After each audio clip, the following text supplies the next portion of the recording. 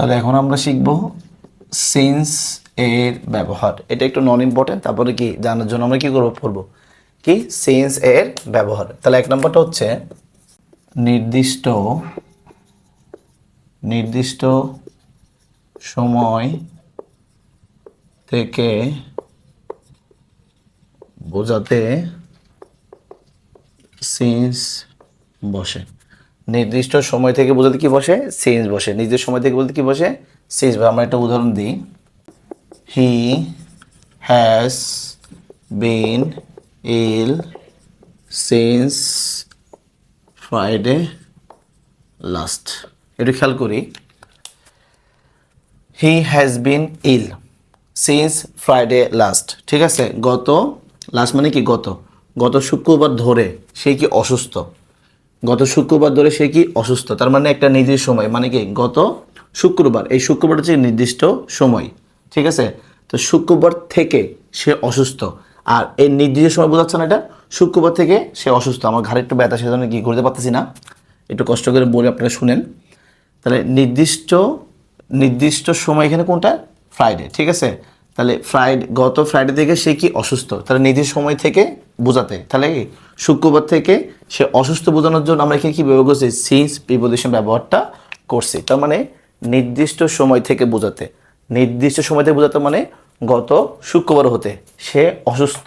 ঠিক আছে, আর এখানে গত শুক্রবার যেহেতু আমরা আনছি, সেখানে এটা কি সুনির্দিষ্টভাবে কথা বলে দিছি যে নির্দিষ্ট সময় বোঝাতে। ঠিক আছে, আর আমরা জানি নির্দিষ্ট সময় বোঝাতে প্রিপোজিশন হিসাবে কি বুঝতে পারে? সিন্স বুঝতে পারে। এই জন্য এখানে কি বসেছি? সিন্স বসেছি। 2 নম্বরটা আমরা বসাবো, তাহলে have been, has been oblique had been. তাহলে have been, has been, had been যুক্ত সেন্টেন্স এ পয়েন্ট অফ টাইম। এই জিনিসটার বাংলা হচ্ছে নির্দিষ্ট সময়। নির্দিষ্ট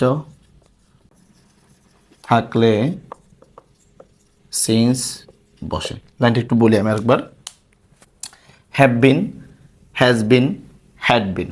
তাহলে হ্যাভ, হ্যাজ, হ্যাড, তার সাথে কি যুক্ত থাকলে? বিন যুক্ত থাকলে, তাহলে কি have been, has been, had been যুক্ত সেন্টেন্স। আমরা একটা সেন্টেন্স নিয়ে আসবো, সেখানে কি আসবে?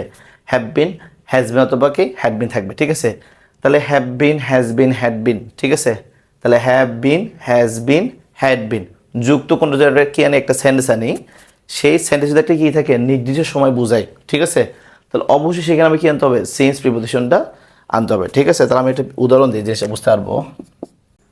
তো এই উদাহরণটা আগেরটা দিলে তো হয়ে যাবে, তাই না? এখানে কি আছে? হ্যাজ বিন ছিল না, তাহলে he has been ill since Friday last. একটা প্রকৃত কথা বলতে গেলে এটা কিন্তু সেম, এটা কিন্তু কি সেম, কিন্তু এটার থেকে এটা একটু কি একটু বিস্তারিত বলা আছে। সেটা হচ্ছে যে কি কোরআনে যদি কি থাকে? হ্যাভ বিন থাকে, হ্যাজ বিন থাকে, হ্যাড বিন থাকে, এটা যুক্ত যদি নির্দিষ্ট সময় বোঝাই, তাহলে কি বসবে? সিন্স বসবে। এটা একই কথা, নির্দিষ্ট সময় থেকে বোঝাতে কি বসে? সিন্স বসে। দুটোটা কিন্তু সেম, পার্থক্য শুধু নির্দিষ্ট সময় থেকে। আর এখানে যদি কি থাকে? Have been, has been, had বিন এগুলো যুক্ত থাকে। ঠিক আছে, পার্থক্য শুধু এখানে।